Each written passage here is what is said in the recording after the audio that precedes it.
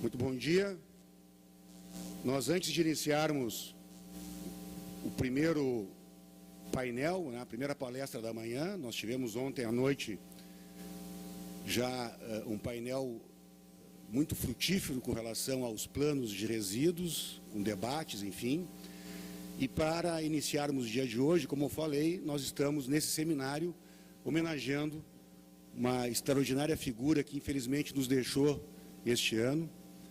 Nós estamos órfãos, nós gaúchos, nós que conhecemos o Augusto Carneiro, que foi quem, junto com o Lutzenberger, criou a primeira entidade ecológica da América Latina.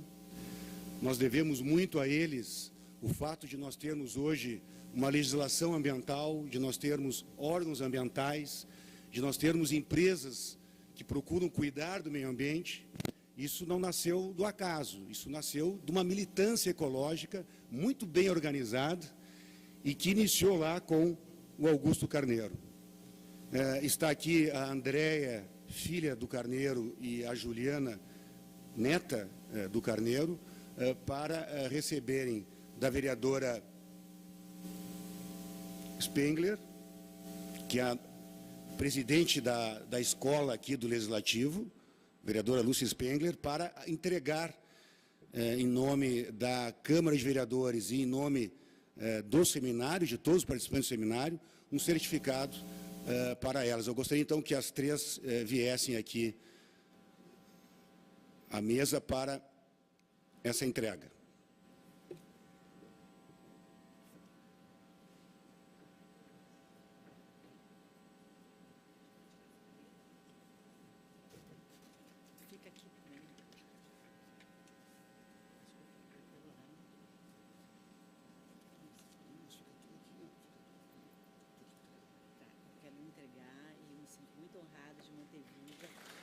A imagem de Augusto Carneiro. Eu quero agradecer meu pai, dou parabéns para vocês. Parabéns. Muito obrigada, querido.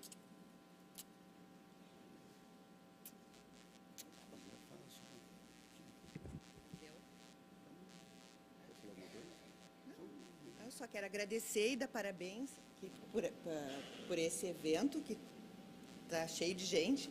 E dizer que meu pai sempre militou muito nessa questão de resíduos. Obrigado. Então, tá bom, obrigada. Tá? Querendo participar à tarde, está convidado, né? Bem, eu chamo a mesa, então, para coordenar as duas próximas palestras.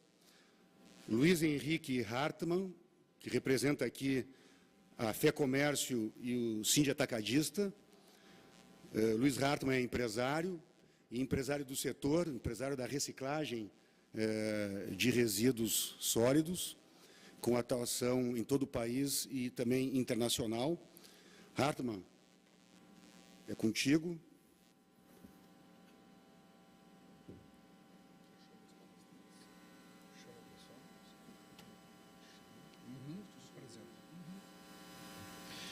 Bom dia a todos. Em primeiro lugar, gostaria de, em nome da FEComércio e do Sind Atacadistas, empresa a qual eu represento aqui neste evento, este importante evento, dar as boas-vindas a todos os participantes, todos os atores aqui da Política Nacional de Resíduos Sólidos, de uma maneira ou de outra, para esse importante debate que se inicia no dia de hoje, que brilhantemente foi iniciado ontem à noite, e dizer que a FEComércio é uma entidade que representa toda a cadeia do comércio, bens e serviços, envolvendo hotelaria, turismo também.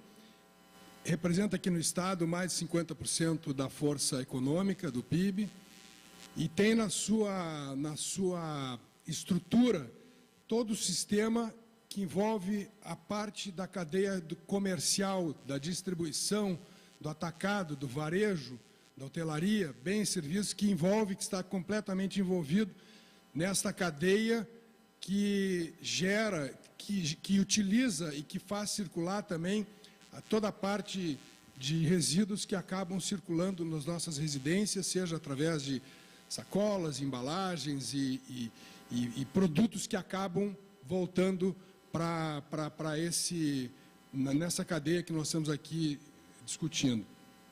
Então, uma boa-vinda a todos mais uma vez.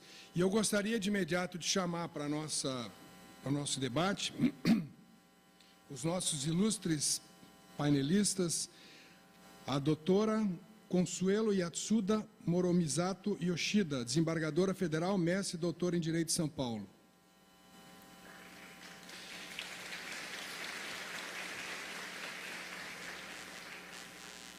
E o doutor José Valverde Machado Filho, especialista em Direito Ambiental e Gestão Ambiental de São Paulo.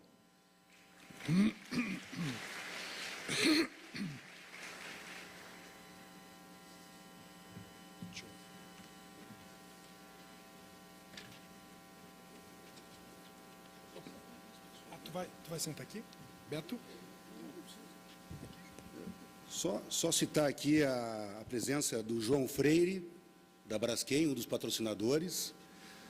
Também Luiz Antônio Rebouças dos Santos, do Banco de Resíduos da Fiergs. Também temos aqui servidores da ISMAN, servidores da FEPAM. Muito obrigado.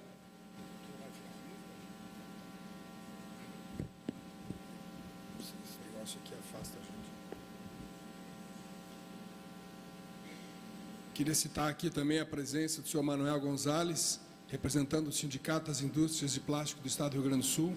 Bem-vindo. Bem, o nosso tema vai tratar da implantação dos instrumentos de efetivação da Política Nacional de Resíduos Sólidos. Para introduzir esse tema, seria interessante nós rapidamente falarmos dos instrumentos da política.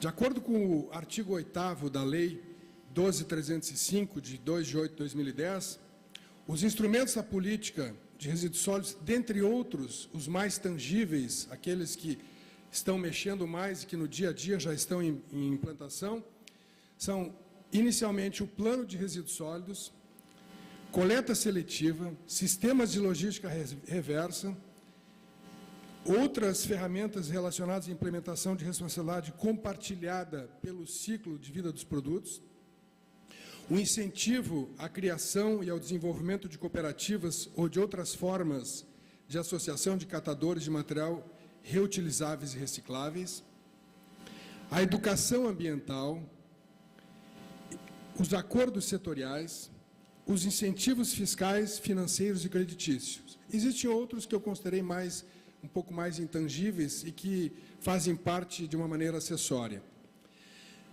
No nosso primeiro tema, que trata da tributação e instrumentos econômicos sobre resíduos sólidos, a nossa ilustre palestrante irá falar sobre que, embora a legislação, ainda que a política nacional preveja instrumentos tributários e econômicos para induzir o cumprimento das suas determinações, esses não estão sendo instituídos e utilizados. Diz ela ainda que trata-se de uma questão bastante complexa, com interesses econômicos diversos. A repartição equitativa dos custos da logística reversa deverá ser feita entre o poder público e o setor privado, alcançando-se a tão esperadas destinação e disposições finais adequadas, que pouparia a utilização de novos recursos naturais e a contaminação ambiental causada por descartes impróprios de resíduos. Eu gostaria, então, de chamar, mas antes apresentar a doutora Consuelo Yatsuda Moromizato Yoshida, que é desembargadora federal do Tribunal Regional Federal da Terceira Região, mestre e doutora pela PUC de São Paulo, com a tese Poluição em face das cidades no direito ambiental brasileiro, a relação entre degradação social e degradação ambiental. Professora de Direito Ambiental da PUC São Paulo, da Unisal de Lorena, coordenadora do curso de especialização em Direito Ambiental e Gestão Estratégica da Sustentabilidade da PUC Cogiae, São Paulo, coordenadora do mestrado e do doutorado em Direito Minerário Ambiental de um convênio da PUC São Paulo com do Vale, palestrante, autora e coordenadora de publicações, entre as quais Tutela dos Interesses Difusos e Coletivos, Recursos Hídricos, Aspectos Éticos, Jurídicos, Econômicos e Socioambiental, volumes 1 e Política Nacional, Gestão e Gerenciamento de Resíduos Sólidos, com os coeditores Arnaldo Jardim e José Valverde Machado Filho. Doutora, um prazer, lhe passo a palavra.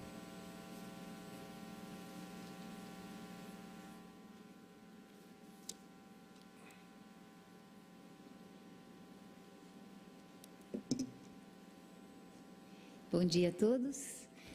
Quero dizer da minha imensa satisfação de estar aqui nesta Casa Legislativa. Eu iniciei a minha carreira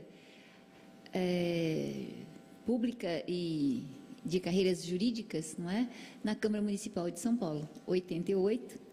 Entrei num concurso para a escolha de assessor jurídico e lá fiquei até 91. 91 eu passei para o Ministério Público Federal e desde 2002 eu sou juíza de tribunal, onde denominamos desembargadora, e porque é tribunal federal, desembargadora federal. Eu realmente me sinto bastante satisfeita de voltar e sempre poder atuar no nível mais próximo, né, do cidadão, que é a Câmara Municipal. Muita coisa pode ser feita no nível local, como vocês viram ontem, o representante da ANAMA, não é? E depois como o Estado pode coordenar todas estes avanços da política de resíduos e a União, então, estabelecer essa coordenação mais a nível nacional. Então, quero saudar o Beto Mushi, que realmente, terceira edição deste evento, foi tão bem mencionado pelo José Valverde, disse, você precisa conhecer este seminário. Então, na verdade, é uma honra minha ter sido convidada para participar e percebi ontem, pelo nível do início, né, dos trabalhos, como é profícua, como é interessante essa discussão. Ontem nós tivemos, então, o nível nacional, o nível estadual, e o painel de hoje é para verificar como tirar da lei, como foi dito aqui ontem também, para que não fique apenas no papel e sejam implementados, né, concretizados os seus instrumentos, os mais importantes.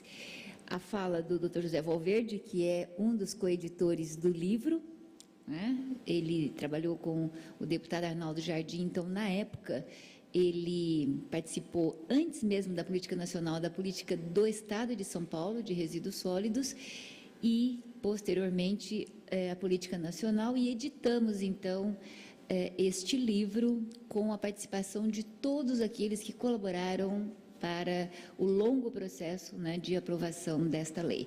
Eu saúdo também o nosso coordenador da mesa, não é? Luiz Henrique Hartmann. FEComércio também é uma instituição muito importante, né? E as iniciativas todas, o que a gente pretende, né, cada vez mais é a transversalidade, ou seja, todos os setores, qualquer que seja, precisa discutir esta política nacional de resíduos sólidos, né? Então, como que eu organizei? As primeiras transparências, por favor, são apenas para mostrar como eu já venho me dedicando ao estudo da política, não é? Uma coisa importantíssima é a questão da competência. A lei, ela é para todos, ela é de âmbito nacional. Só que como os estados, muitos legislaram antes, né, tem que haver a compatibilização com essa lei federal. E é bastante complicado. Nenhuma legislação estadual, por exemplo, prevê a não geração, né? Geralmente prevê os 3 R's, né? Mas a não geração é uma novidade. E também a diferença de destinação com disposição final, aumentando o ciclo de vida do produto, né? De tal sorte que só vai mesmo para a disposição final aquilo que já passou e já foi ampliado ao máximo o ciclo de vida do produto através da logística reversa, né? Então, eu trato deste problema, é uma lei nacional que dá diretrizes para que estados e também municípios se adequem. E essa adequação está sendo um pouco complicada, porque muitos já têm legislação. O outro tema que eu escrevi sobre responsabilidade solidária e compartilhada. É muito diferente esta lei das demais leis que a antecedem. Todos sabem que em 81 começou, não é, a Política Nacional de Meio Ambiente, e quais são as palavras que a gente mais vê lá?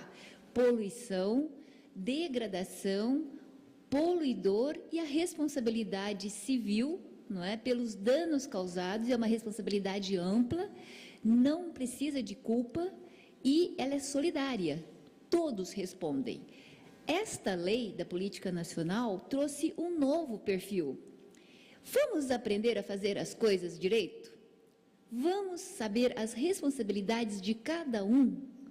E aí, a responsabilidade ser individualizada de cada elo da cadeia? E onde apareceu essa responsabilidade compartilhada e não mais geral, porque já causou o dano, daí eu escolho o mais forte economicamente, geralmente é assim, né? Para responsabilizá-lo civil pelos danos causados, também administrativamente pelo pagamento das multas, pelos embargos, pelas demolições e ainda pelos crimes praticados, né?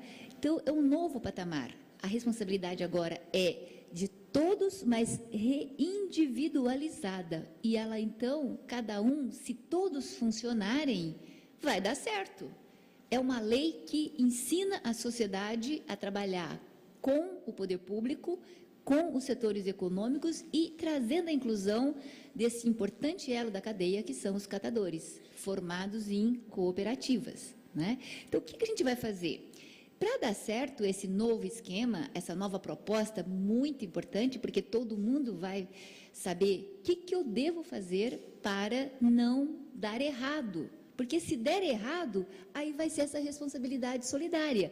Qualquer um vai ser possível responder pelo lixão que continuou, pelo aterro que acabou virando novo lixão, não é? Então, é muito complicada esta mudança, né, de visão. Vamos fazer as coisas como devem ser, preciso saber das minhas obrigações e quero que as coisas deem certo. Ninguém pode furar.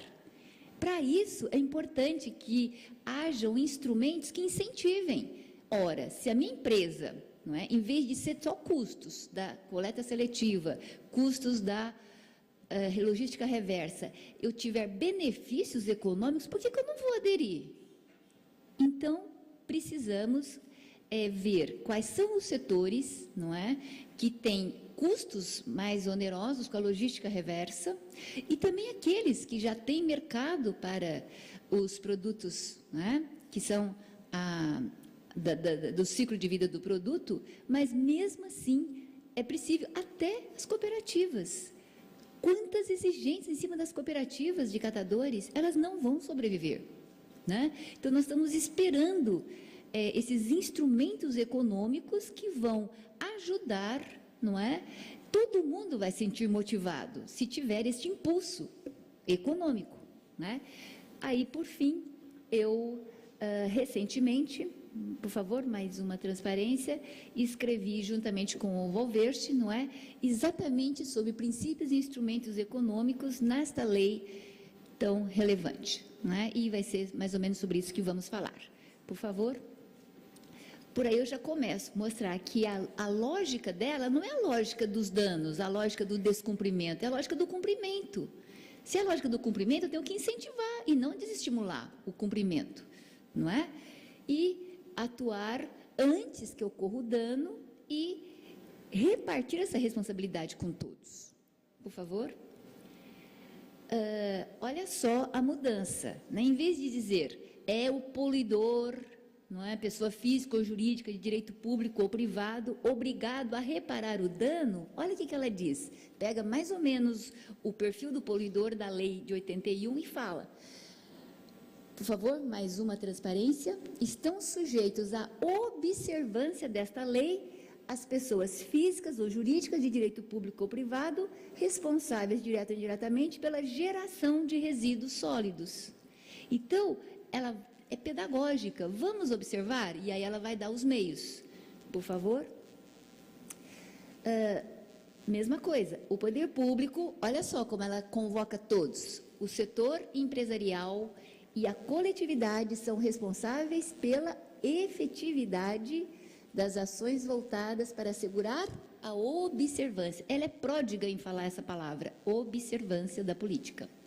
Por favor. E aí, a coisa mais complicada, como funcionar a logística reversa com tantos elos envolvidos da cadeia, não é? E aí ela estabelece de forma bastante pedagógica a responsabilidade compartilhada. E ela já começa dizendo, ela é individualizada, não é? E encadeada. Tem que dar certo.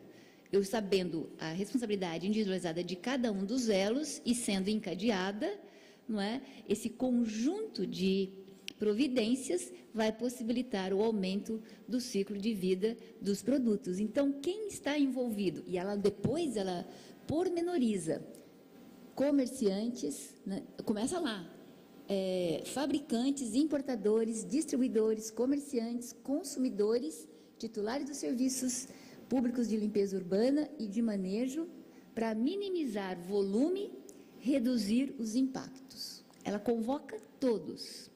Por favor.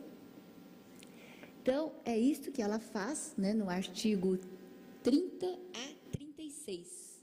Não vou arrolar, mas para cada um daqueles que eu mencionei, tem as suas obrigações, né, até o consumidor, né, até o nosso lixo doméstico. Então, temos também muitas responsabilidades. Pode passar? Indo nesta linha, não é? Olha, sem prejuízo das exigências específicas, né, que esta lei ou regulamento estabelece, né, também vai dizer, tomar todas as medidas necessárias para assegurar a implementação e operacionalização do sistema de logística reversa, sob seu encargo, consoante estabelecido neste artigo. E aí, a rola. Podem mostrar aí os procedimentos, não é, que devem acontecer para funcionar esta logística reversa. Implantar procedimentos de compra de produtos ou embalagens usados. Então, o que a gente vai falar é isso. Por que onerar mais a natureza, retirando matéria-prima nova, se a gente pode reutilizar, né? E é nesse segmento que nós vamos trabalhar. Disponibilizar postos de entrega de resíduos reutilizáveis e recicláveis, atuar em parceria com cooperativas. O problema das cooperativas é que eles dão muita ênfase quando é cooperativas formadas apenas por pessoas físicas, não é? E aí a gente já tem a cooperativas onde participam pessoas jurídicas. Essas não estão sendo contempladas especificamente na legislação. Pensou-se muito na inclusão social. E hoje a gente tem uma outra realidade, né? Como a gente sabe que este mercado de reciclável tem procura, né? Então, também não são só os catadores organizados em cooperativas, também empresas, né, estão participando. Por favor. Mas não existe nesta lei esses outros instrumentos que dependem do governo exigir, atuar? Existe, não é? Então, aí tem uma lei, por favor, instrumentos de comando e controle, né, que são detidos pelo SISNAMA, que é o Sistema Nacional de Meio Ambiente, que foi criado desde 81, é onde a gente vê a fiscalização. Exige licenciamento, exige estudo de impacto ambiental, exige cumprimento, né, depois, para revisão deste licenciamento. Tudo isso se aplica para os novos aterros sanitários que a gente está tanto batalhando, né? E eu queria abrir um parênteses aqui, porque ontem eu vi a preocupação de encerrar os lixões e transformar ou começar a nova era, né, efetivamente, dos aterros. Trabalho no judiciário e trouxe um caso assim paradigmático, né, para que vocês vejam como não é só passar de lixão para aterro sanitário. Existe um presídio federal em Campo Grande, todo mundo conhece, não é? Muito importante, cuja construção desde o início foi problemática por conta que era perto do lixão de Campo Grande, tá? O Ministério Público Federal trouxe a discussão para o Judiciário, não era nem tanto o lixão, mas era duas áreas que seria esta do lixão e uma outra, mas a outra estava com valores muito elevados para a troca, né, da localização. Então, acabou ficando ali próximo do lixão. E o Ministério Público Federal continuou insistindo que não permitiria o funcionamento do presídio enquanto não fosse feito o aterro sanitário. Então, foi feito aterro sanitário. Olha a situação hoje. Um aterro sanitário feito sem os requisitos exigidos para as licenças ambientais e inaugurado antes, né, de ter sido feito todas as etapas, principalmente a usina de tratamento do chorume, deu no que deu. Uma lagoa de chorume a céu aberto, que exala um cheiro insuportável. Os agentes penitenciários, principalmente os que montam guarda externamente, não suportam, passam mal. Então, a associação começou um movimento e o Ministério Público Estadual e a Defensoria Pública entraram com ações, imaginem para quê? Desativar o aterro sanitário e reativar o lixão. Olha o absurdo que nós estamos. Então, eu trago esse exemplo para que vocês vejam que não é fácil. Se você observar a política, tudo bem, você vai enviar para o aterro aquilo que é disposição final mesmo. As fotos do aterro sanitário é de um verdadeiro lixão, não tem diferença nenhuma. Um aterro sanitário onde joga-se tudo e não é feito a prévia seleção daquilo que vai. Então, vocês vejam a importância, não é, desses instrumentos tradicionais, não é, de exigência de licenciamento nas diversas etapas, não é, do monitoramento, para que não seja, então, só transformar um aterro num novo lixão, e até ser objeto de interdição. Era melhor o antigo. E sabe, para aproveitar esta confusão toda, instalar um curtume. Então, agora está feita a festa lá, não é? E tinha uma aluna, inclusive, eu estava fazendo essa palestra para a UAB, ela confirmou tudo isso, porque ela é lá de Campo Grande, o curtume, tá? Eu fiquei muito preocupada ontem, quer dizer, só transformar isto em aterro não vale a pena. Por favor? Bom, aí, se todos trabalharem e cumprirem essa legislação, nós vamos ter uma situação diferenciada. Para que eu vou ficar responsabilizando todo mundo, né, de forma objetiva, sem culpa, que é uma responsabilização bem drástica, não é? Se eu posso, antes, observar a lei e só se der errado, então vai inverter. Eu aposto muito nisso. Ninguém vai ser mais diretamente responsabilizado sozinho por tudo. Só se der errado, aí pode ser responsabilizado sozinho por tudo dano causado, tá? Por isso que eu digo que vai ser a responsabilidade objetiva e solidária passa a ser subsidiária, nem vai precisar aplicá-la se todo mundo aprender a fazer as coisas certas com os seus resíduos, né? Por favor? Bom, o poder público, se acontecer algum problema, ele pode recuperar os problemas causados, está na lei, não é? E depois cobrar dos setores que causaram o dano. Ele não vai deixar as coisas para depois e ficar só esperando a atuação dos geradores desses problemas com os resíduos. Ele pode atuar, resolver a questão e depois ingressar contra os geradores desses resíduos que foram dispostos de forma irregular e inadequada. Pode continuar? Bom, pode passar. Aí eu mostro,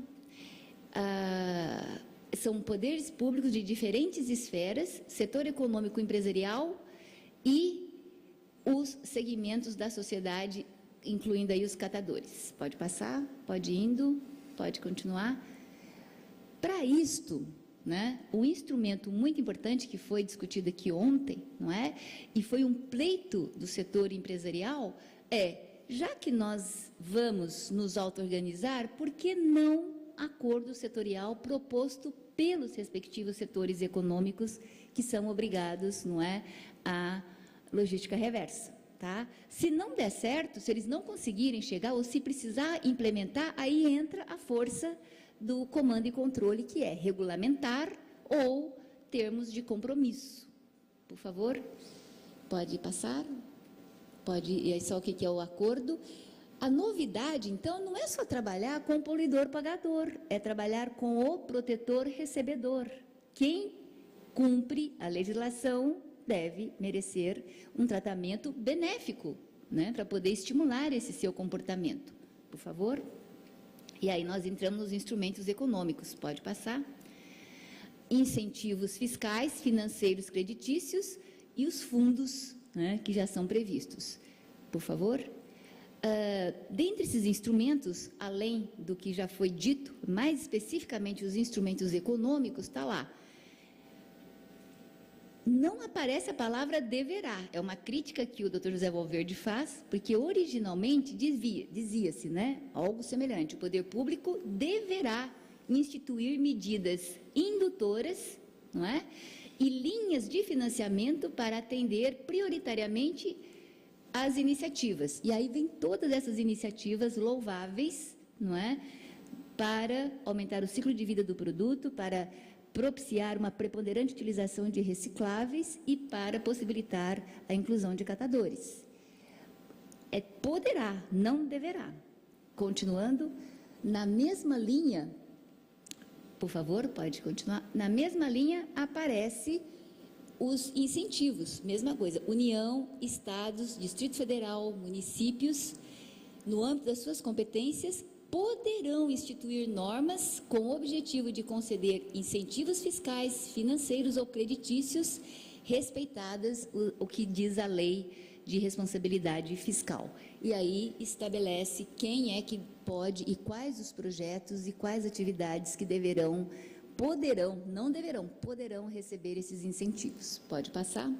Então, nós queremos uma mudança de paradigma, não é? E, para isso, mostrar que é mais vantajoso cumprir a lei do que descumprir.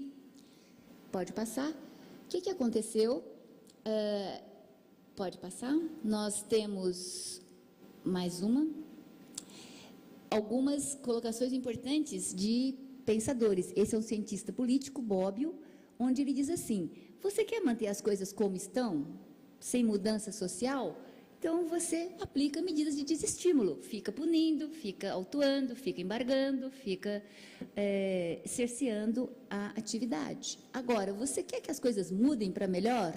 Então, você tem que incentivar, né? Estimular. Pode passar. E aí, antes que as coisas ocorram, né, de degradação. Pode passar.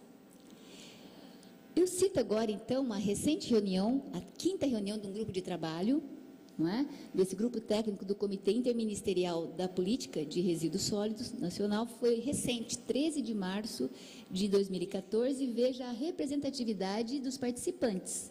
Todas as associações estavam lá presentes, né? E estão discutindo como desonerar estes diferentes setores. Pode passar. Este estudo foi apresentado pela CNIB e o Bernardo App, não é? Ele estabelece algumas providências e já diz, né? São situações diferenciadas.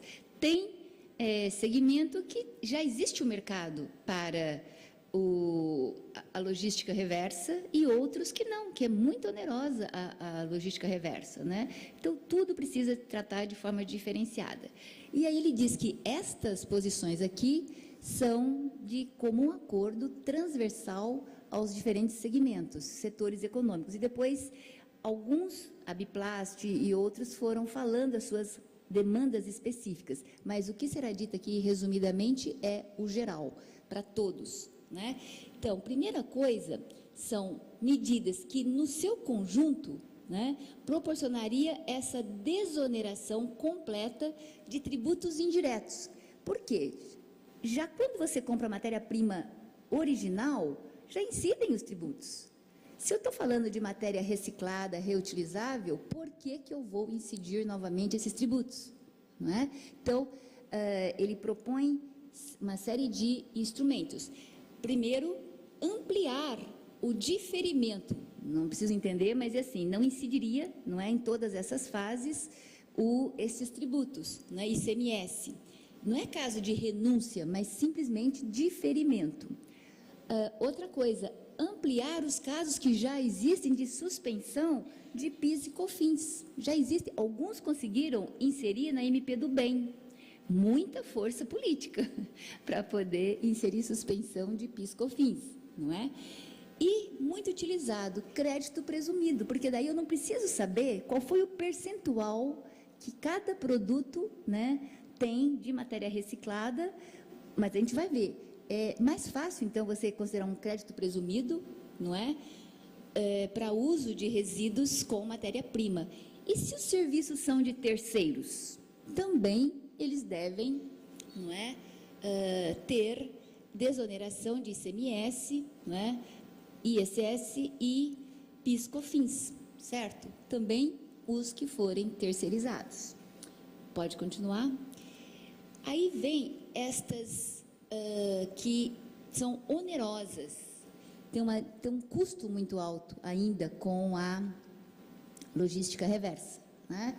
E aí eles têm 2 critérios, eles sugerem, a CNI. Primeiro, mais trabalhoso, e ele já fala que alguns países estrangeiros utilizam esse critério de discriminar tudo.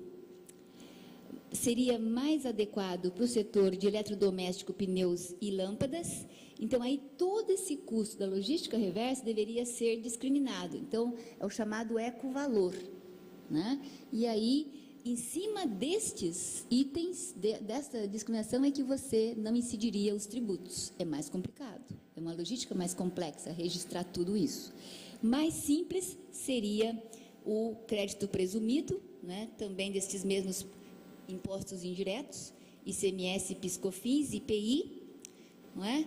E ele diz que seria apropriado para o setor de óleos lubrificantes, embalagens de agrotóxicos.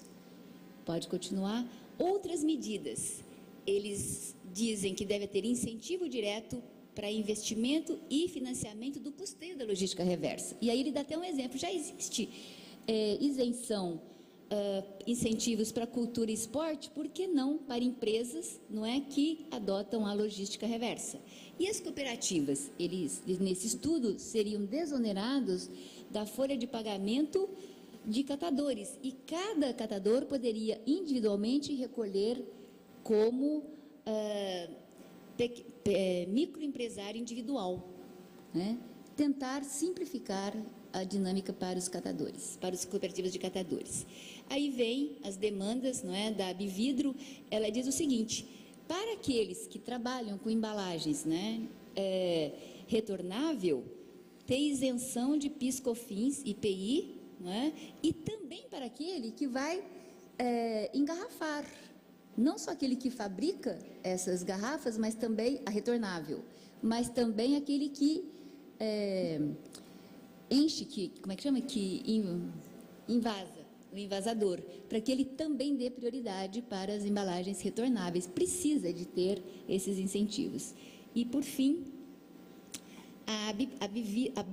pode passar? A Abiplast, né? Vai nesta linha também, falando lá em crédito presumido sobre o uso de material reciclado plástico como matéria-prima, né? Bom, oferta de linhas de crédito, pode passar. Vários projetos, eu vou deixar isso disponível, né, para vocês verem que tem. Alguns mais antigos, esse é de 2012, ficam isentas de COFINS e da contribuição PIS/PASEP, a aquisição de insumos e bens de capital necessários à pesquisa e produção de resinas plásticas produzidas a partir de matéria-prima de origem reciclável, renovável. Pode passar. Tem outro. Este aí também usa uma expressão que a lei não deveria utilizar essas expressões, retrabalhados, né? E depois, lá embaixo também, utilizam palavras que não são a da lei, mas é mais uma lei que pretende estabelecer benefícios. Pode passar. Este projeto de lei de 2014 pretende inserir esse artigo 60A sobre IPI, tá? E aí tem embaixo a situação, enviado à Comissão de Meio Ambiente e Desenvolvimento Sustentável. Tá, todos esses projetos estão em andamento. Mais uma lei, não é? Que também está aguardando designação de relator, ela é bem recente, não é? E aí ela propõe uma série de deduções, não é, muito importantes nestas leis todas aí que ela relaciona. Pode passar. Um projeto no Senado, né, fica isenta da contribuição de PIS, PASEP e COFINS, a receita obtida pelas pessoas jurídicas decorrentes da venda de produtos cujo processo de produção incorpora pelo menos 70% de reaproveitamento de resíduos sólidos. E aí pode passar, mais um outro projeto, continua. Por fim, eu termino a minha apresentação mostrando essa colocação bastante conhecida do Alejandro Altamirano, que diz: é melhor incentivar que penalizar, estimular a inversão nos controles de contaminação do que sancionar, com gravames cujo cumprimento tem por efeito asfixiar a atividade industrial quando não cria um clima de incerteza sobre os alcances de seu cumprimento. A ordem hoje é estimular boas práticas, e assim nós sairíamos da mera projeção, né, da lei de política nacional para a concreção do aumento do ciclo de vida do produto. Lembram bem do lixão de Campo Grande. Obrigada.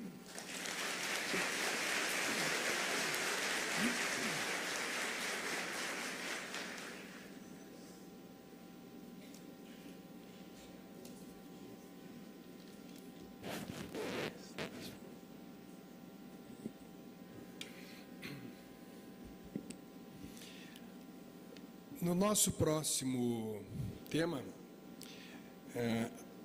a Política Nacional de Resíduos Sólidos, instituída pela Lei 12.305/2010, estabelece uma série de responsabilidades ao poder público, ao setor empresarial e à coletividade. Dentre elas está a elaboração do Plano de Resíduos Sólidos, tanto para os estados e municípios, quanto para os mais variados empreendimentos da iniciativa privada. No que diz respeito aos processos produtivos, a lei estabelece que haja um gerenciamento adequado dos resíduos através de procedimentos e técnicas que garantam que os mesmos sejam adequadamente coletados, manuseados, armazenados, transportados e dispostos com o mínimo de riscos para o meio ambiente. De acordo com o advogado especialista em Direito e Gestão Ambiental e presidente do Instituto de Cidadania, José Valverde Machado Filho, né, estar em conformidade com as leis ambientais é uma obrigação legal, mas que também contribui para avanços, sobretudo de competitividade e imagem das empresas. Então, eu passo a palavra ao nosso palestrante, que é especialista em Direito Ambiental pela PUC São Paulo em Gestão Ambiental, pelo SENAC São Paulo, foi o coordenador técnico da elaboração da Política Nacional de Resíduos Sólidos em vigor, bem como da Lei de Resíduos Sólidos do Estado de São Paulo em vigor. É diretor do Departamento de Meio Ambiente e Turismo Sustentável da Confederação Nacional do Turismo, o CONTUR, CNTUR, e membro titular do Conselho Superior de Meio Ambiente da Federação das Indústrias do Estado de São Paulo, Fiesp. Com a palavra, José Valverde Machado Filho. Bom dia a todos, a todas. Eu gostaria de, por meio da vereadora Lourdes Aprenge, e também de ontem o nosso vereador doutor Tiago, saudar essa Casa Legislativa, a Câmara Municipal, por receber, por sediar esse evento. Saudar também aqui o coordenador deste evento, da terceira edição da Cidade Bem Tratada, o ativista, sempre vereador, meu particular amigo Beto Meix. Saiba, Beto, a você, a toda a sua equipe, ao conjunto aqui dos patrocinadores desse evento, ao conjunto aqui dos realizadores e apoiadores, sem dúvida nenhuma, a terceira edição do Cidade Bem Tratada consolida, né, Porto Alegre no debate da implementação da Política Nacional do Resíduo Sólido, da gestão. Eu que tenho tido a oportunidade de andar aí Brasil afora, mundo afora, saiba do meu entusiasmo por esse evento e que sou testemunha do que se faz aqui, da importância desse debate. Saudar também aqui o Luiz Henrique Hartmann, nosso coordenador da mesa, satisfação grande estar aí sob a sua batuta. Saudar também minha fraterna amiga, mestra, professora Consuelo Yoshida, parceira aí de muitos de muitas publicações, de muitos eventos, muitos debates, uma referência, uma visão moderna do judiciário em relação a temas de interesse difusos e coletivos. Sem dúvida nenhuma, a visão da doutora Consuelo traz para uma realidade e aponta o futuro, o caminho, a importância dos instrumentos jurídicos na questão da gestão ambiental. É uma grande responsabilidade para mim, porque, a partir da fala da doutora Consuelo, e eu volto ao dia de ontem, a abertura desse evento, mencionar aqui, Beto, não por acaso, né, a fala de que realmente o evento se consolida na pauta dos eventos no Brasil de gestão de resíduos sólidos, pelo time que você conseguiu reunir aqui, o evento conseguiu reunir aqui ontem, fazendo essa abertura. Então, uma grande responsabilidade, porque a fala ontem do Cotrim posicionou o momento que nós estamos da implementação da política de resíduos. Se na primeira e segunda edição nós debatemos aqui ainda o que poderia pegar, o que pegaria, dúvidas e tal, ontem eu acho que o Cotrim deu ali, sem dúvida nenhuma, o norte de como as coisas estão indo, dos avanços, ainda das coisas que nós podemos alterar, mas já numa posição de nós falarmos de uma realidade posta, né? Não é que se a lei pegou, se a lei não vai pegar, se isso vai acontecer, se o prazo de 2014 vai ser revogado. Ontem mesmo, e eu estou vendo o Cotrim ali, a Frente Parlamentar Ambientalista do Congresso Nacional discutiu a questão da prorrogação do prazo de 2014, sobre a questão da destinação de resíduos, e a posição tirada ali foi de que não haverá nenhum tipo de prorrogação. Uma vitória da política nacional, uma vitória do sistema de gestão ambiental, uma vitória da política nacional de resíduos sólidos. Poder também presenciar o Luiz Henrique, que aqui mencionou toda a articulação estadual para a elaboração do Plano Nacional, do Plano Estadual de Resíduos aqui do Rio Grande do Sul, também demonstra esse avanço, esse vigor com que a lei tem sido tratada. Eu também tive a oportunidade de debater aqui na ABS, no ano passado, a política, o Plano Municipal de Porto Alegre. O Plano Municipal já está em vigor, o de Porto Alegre. O Plano Municipal de Porto Alegre, de gestão de resíduos, já está em vigor? Alguém sabe dizer? O de Porto Alegre já está em vigor? Oi? Só está em elaboração, ainda não foi aprovado. Mas é um importante movimento, acho que mostra também o vigor de uma capital como essa, né? Ter o seu plano municipal. Aqui ontem, gostei muito também da fala do secretário Advandro Resch, que pôde trazer agruras verdadeiras do papel do gestor nesse processo da implementação da política nacional, enfim, um momento muito especial. E agora, aonde eu passo? Alguém que vai me ajudar a passar os slides? Por favor, vamos avançar. Pode passar. Enfim, primeiro, eu acho que esse fórum reafirma todo o vigor da política nacional, do seu decreto. Hoje nós temos, no reconhecimento de todos os setores, seja o setor público, o setor empresarial e a sociedade civil, que esse aqui é o marco regulatório do tema, do setor. O próximo, por favor. A gestão integrada dos resíduos sólidos, nesse processo de implementação, ela é determinante. O Brasil passa a ter como, sem dúvida nenhuma, principal fundamento esse projeto de pensamento maior, construção de cenários para a solução dos resíduos sólidos. Então, todo esse planejamento maior trazido nessa visão de gestão integrada, e isso, quando a gente fala, não é por acaso a gestão integrada, onde passa a ser demandado União, Estados, municípios e os setores da sociedade a se articularem dessa forma integrada, sobretudo considerando ali as variáveis, as dimensões, e aqui ontem também foi mencionado todo o processo e a função da visão sistêmica nesse processo, sob a premissa do desenvolvimento sustentável.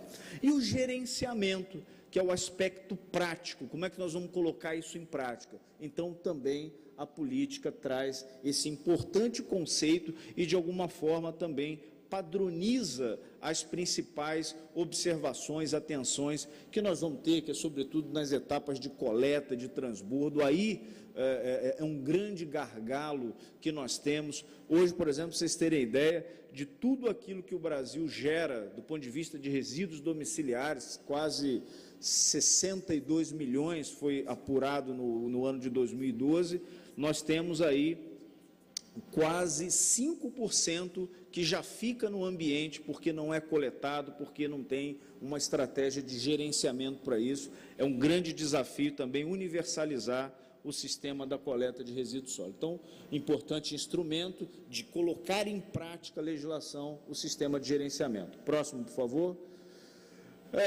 Aqui, um pouco, nós vamos dar uma palavrinha sobre o plano, antes de entrar no gerenciamento, falar um pouco da questão do plano de gestão. Próximo, por favor. Eu trouxe, a legislação, ela não aponta um conceito do que é plano. Foi muito interessante aqui ontem, me falha quem mencionou, o Brasil não tem tradição no planejamento, parece que planejar é uma coisa meio proibido, né? Não tá internalizado esse sistema, esse instrumento do planejamento, e a política traz isso. Nós precisamos documentar ações, não do ponto de vista burocrático, mas ela tem que ter toda ali uma organização da apresentação daquilo que será desenvolvido na gestão dos resíduos sólidos. Então, passa a ser os planos, seja ele de gestão ou de gerenciamento, um importante instrumento da legislação. Próximo, por favor. A lei estabelece uma questão, inclusive, hierárquica dos planos, que é o plano nacional, né? Os planos estaduais de resíduos sólidos, e pouco até se fala nos planos estaduais, mas são tão importantes quanto os planos municipais. Ali os modelos de planos de município, de micro-região, de macro-região, enfim, e também o plano que é devido, cabido ao poder, ao setor empresarial, que é o plano de gerenciamento.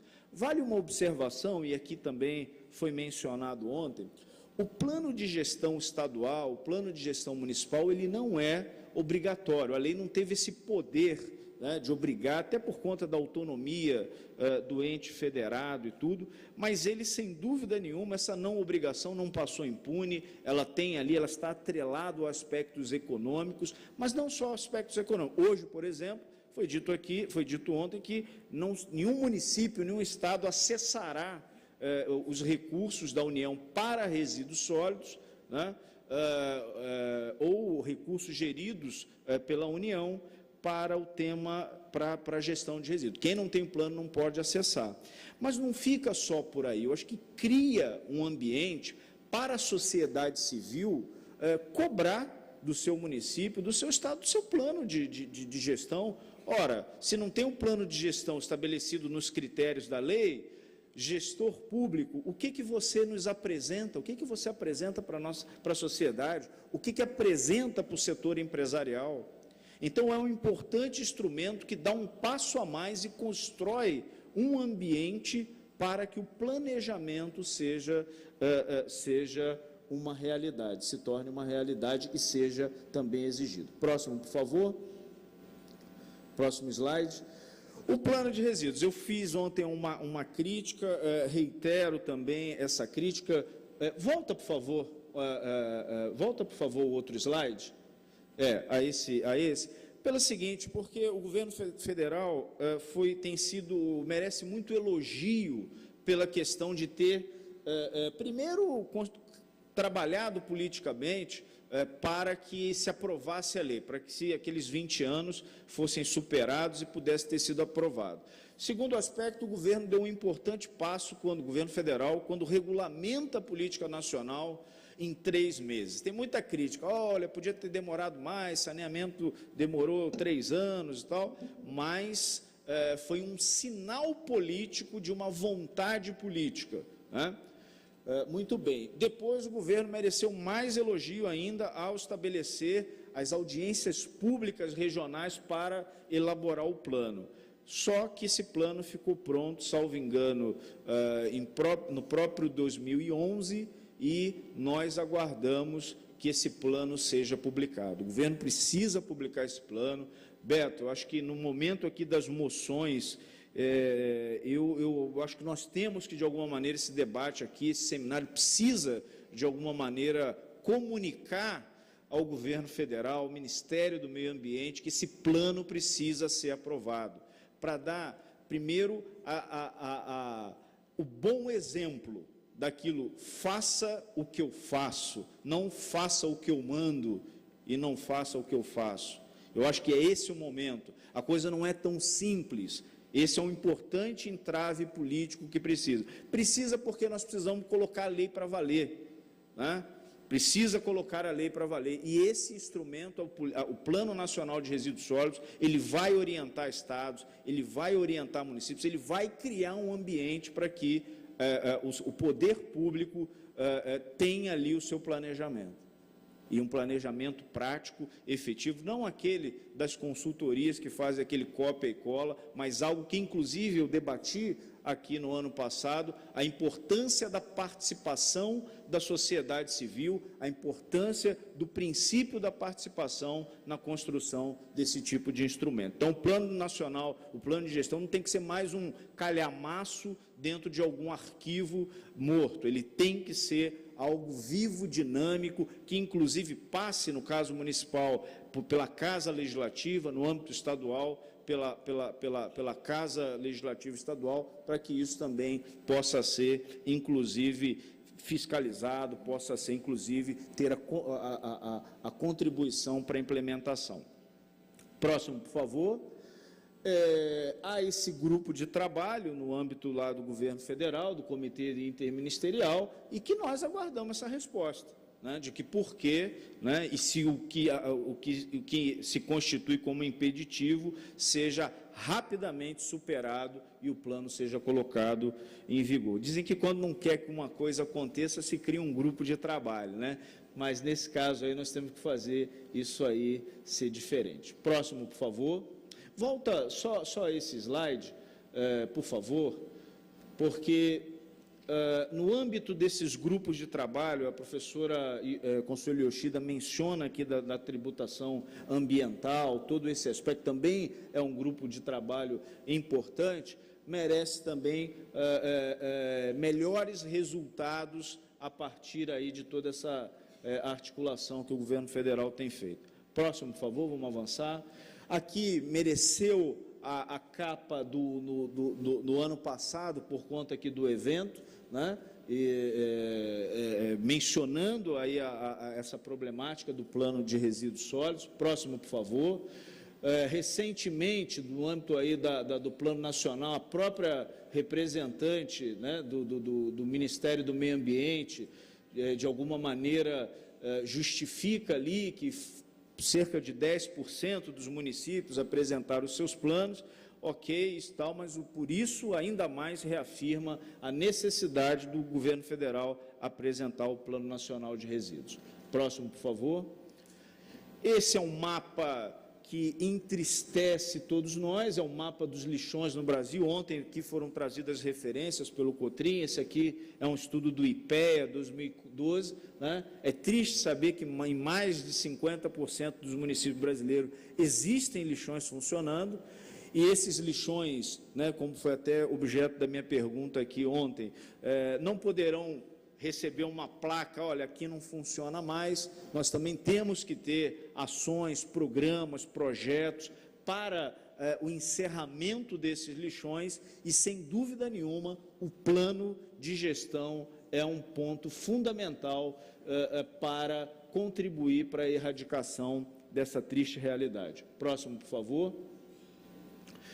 Aqui também mencionar a importância dos tribunais de contas, de outros entes, na cobrança dos municípios, inclusive em São Paulo, aí esse caso do Rio de Janeiro, né, a cobrança do Tribunal de Contas do Estado. Próximo, por favor. Próximo slide. Em São Paulo, uma medida até mais efetiva nós temos acompanhado, que é o Tribunal de Contas, além de cobrar, né, a aplicação da lei e a implementação do plano, está devolvendo contas de prefeitos por conta do plano, secretário Advandro, que planos que não cumprem os requisitos trazidos pela política nacional. Então, esses planos que nos preocupam, esses planos sem efetividade, já começam a ser devolvidos pelo Tribunal de Contas do Estado de São Paulo, para que haja ali vamos dizer assim, um aperfeiçoamento e que ele realmente tenha aquela efetividade e tenha os requisitos mínimos determinados pela lei. Isso é um importante avanço. Eu acho que, como o Tribunal de Contas aqui do Rio Grande do Sul participa do evento, nós temos aí, talvez, que também reafirmar, de repente, compartilhar essas experiências aí que têm sido muito interessantes e têm contribuído para a elevação dos planos de gestão de resíduos sólidos. Próximo, por favor.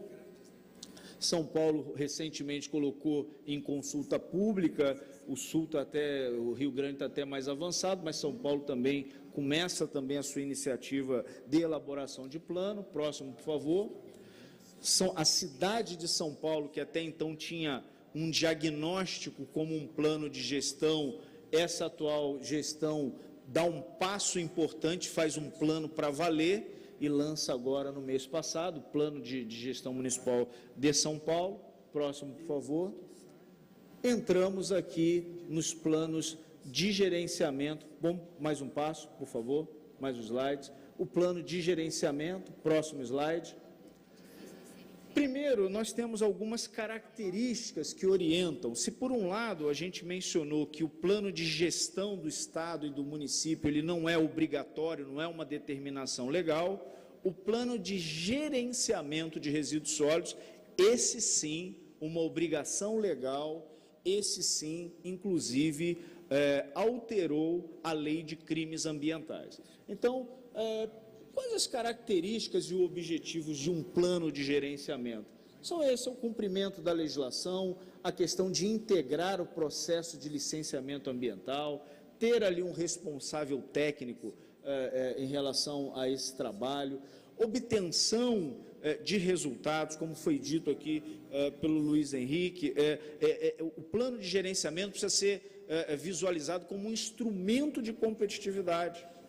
Porque um processo produtivo que se consagra pela geração de resíduos sólidos, que tem uma grande perda da sua matéria-prima, uma grande elevação de resíduos sólidos, é um processo produtivo comprometido, negativo. Então, essa é a importância da característica dos objetivos do plano de gerenciamento, sobretudo porque há uma grande preocupação, e aqui esse Estado, essa cidade vai se deparar com isso, que é a necessidade do plano de gerenciamento integrar o processo de licenciamento ambiental e também o processo de renovação. Nós podemos ter um grande colapso, Luiz Henrique, porque o setor produtivo, né, seja o comércio, o gerador, as indústrias, enfim, as atividades produtivas, poderão, aquelas que têm a necessidade de licença ambiental, ter ali comprometido a sua atividade, porque a não apresentação do plano vai, sem dúvida nenhuma, comprometer. Próximo slide. Próximo. É um plano multidisciplinar, fomenta as atividades das cadeias de resíduos sólidos. Esse debate da tributação ambiental é fundamental, mas essa necessidade de fortalecer o setor dos resíduos sólidos, da reciclagem e demais atividades, ele é estratégico dentro da elaboração do plano. Enfim, um outro processo muito importante que tem se dado na prática em relação ao plano de gerenciamento é que as auditorias e certificações, processos de ISO têm demandado ao setor empresarial a apresentação dos seus planos de gerenciamento. Sem ele, a auditoria será fragilizada, o processo, por exemplo, de uma obtenção de uma ISO ou de mudança, ele vai, sem dúvida nenhuma, ser comprometido. Próximo, por favor.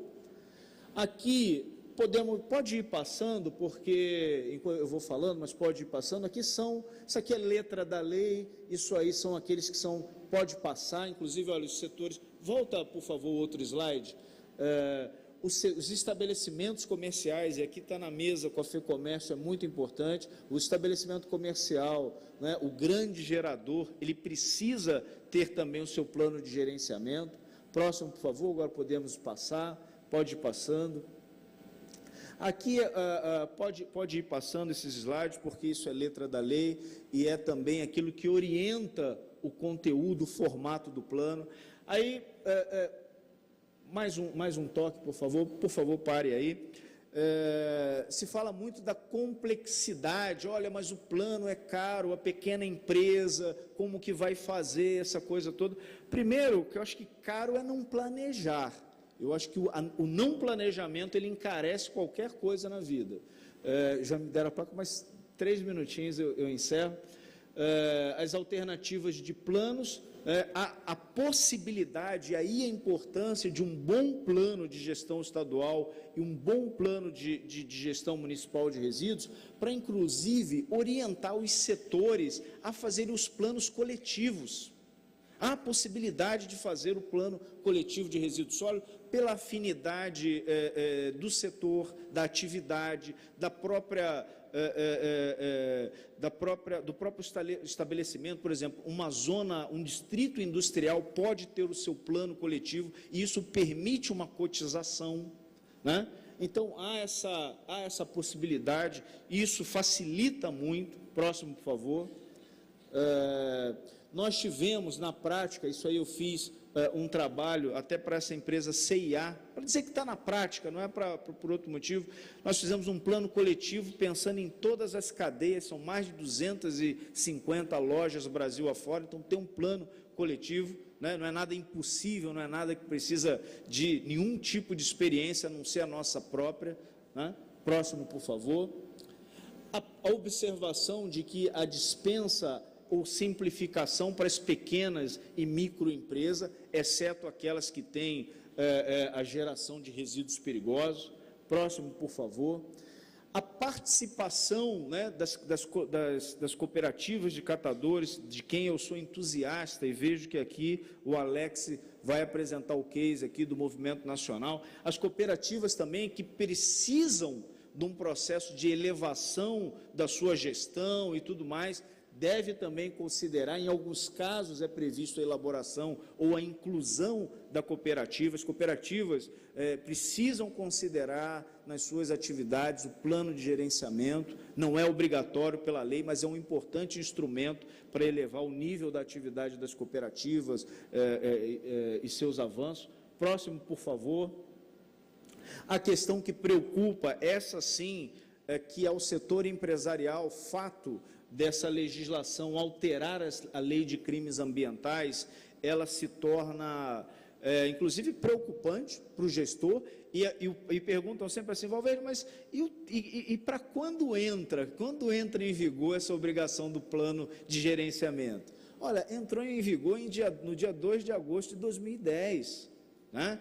Então, vai chegar um momento que isso vai complicar, pode ser, quer dizer, um grande instrumento que pode ser positivo pela desatenção ou por outras questões, pode se tornar um grande entrave, inclusive com reflexo na lei de crimes ambientais. Pode ir passando, e aí aqui letra da lei, pode passar, tá, esse material vai ficar à disposição, pode seguir, podemos avançar em relação ao silício. Eu vejo esse processo de efetivação de resíduos, da Política Nacional de Resíduos Sólidos, a questão dos planos, tanto de gestão quanto plano de gerenciamento, uma tendência em crescimento. Não teremos um cumprimento, como o Beto aqui disse bem ontem, olha, por um caso que ele trouxe aqui, olha, isso aqui não é Política Nacional de Resíduos Sólidos. Eu quero dizer aqui com tranquilidade que não existirá política nacional de resíduos sólidos na prática sem o plano, seja de gestão ou de gerenciamento. Próximo, por favor. Enfim, aqui vou tomar a liberdade de compartilhar o trabalho que eu fiz junto com a doutora Consuelo, que trata um pouco desse histórico e aponta os conceitos, explicita conceitos aí da política nacional. Próximo, por favor. Aqui os meus contatos, as minhas referências, desde já agradecendo aí pela oportunidade de participar desse importante evento, a oportunidade aí de ser ouvido aí com bastante atenção e delicadeza por todos vocês. Um bom debate e vamos estar aí à disposição de todos. Obrigado.